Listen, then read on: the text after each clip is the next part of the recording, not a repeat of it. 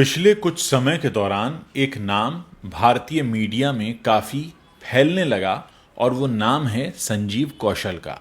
संजीव कौशल का नाम आप लोगों ने सबसे पहली बार सुना शेजान की फैमिली जब मीडिया के सामने आई, तो उन्होंने ये नाम लिया और कहा कि संजीव कौशल जो हैं वो तुनिशा की मां वनिता के ख़ास दोस्त हैं, जिनके साथ वो बर्थडे मनाने गई थीं। उस वजह से तुनिशा उनसे नाराज़ थीं और अब तमाम लोग इंटरनेट पर ढूंढ रहे हैं कि भाई ये संजीव कौशल कौन है। तो संजीव कौशल की क्या कहानी है, समझने की कोशिश करते हैं। उनका एक ऑफिशियल बयान आया है, वो मैं आपके सामने पढ़ रहा हूँ और उसके बाद हम समझेंगे कि क्या ये पूरा मामला हो सकता है।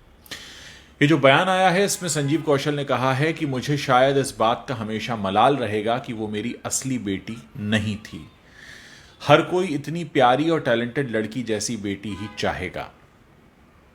मैंने उसे अपनी बेटी रितिका, जिसकी उम्र 22 साल है, उसी की तरह प्यार किया। हम इस परिवार को पिछले 10-12 साल से जानते हैं। दरअसल हमने तुनिशा और रितिका का बर्थडे साथ में सेलिब्रेट किया था।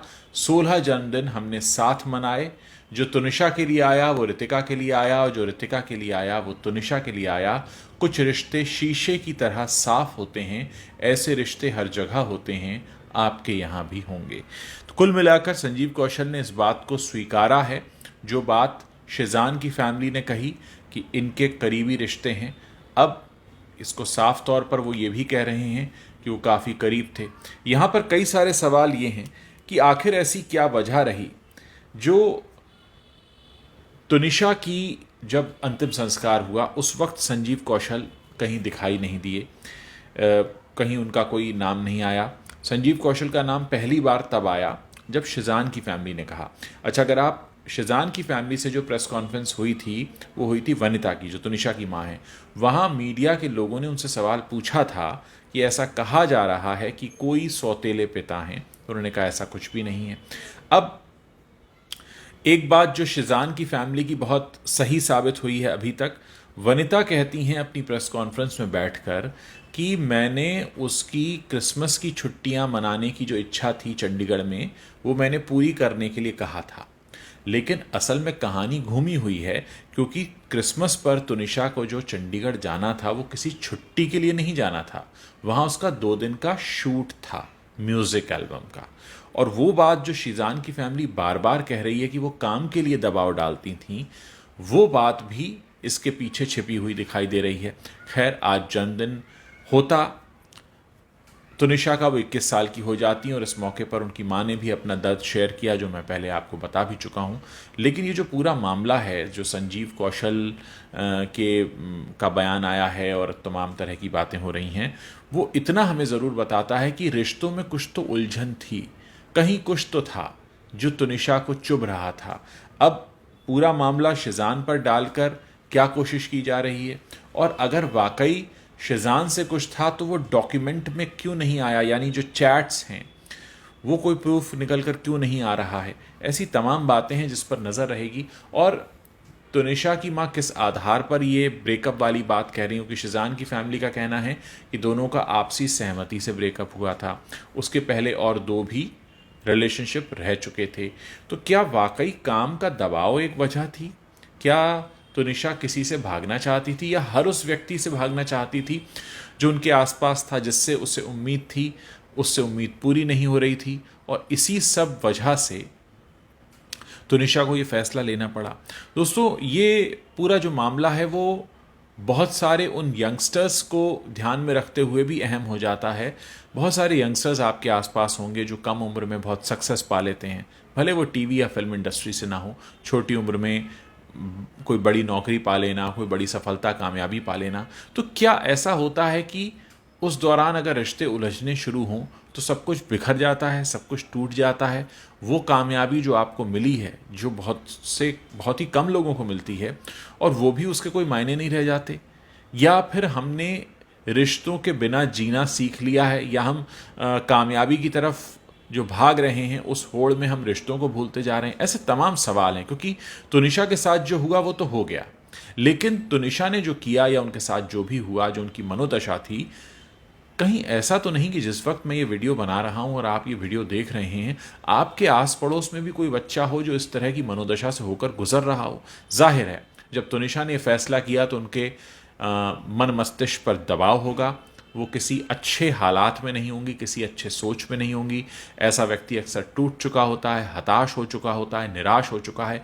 तो ऐसा आखिर क्या था जो उन्हें दिखाई नहीं दे रहा था, या वो देखना नहीं चाहती थी, या उन्हें उस बात का एहसास नहीं हो पा रहा था?